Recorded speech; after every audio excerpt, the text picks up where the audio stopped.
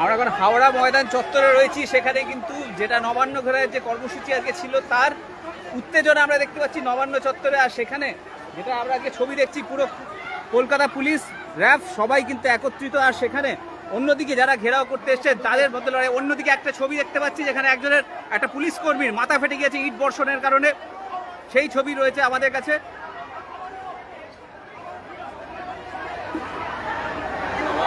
দাদা আমাকে একটু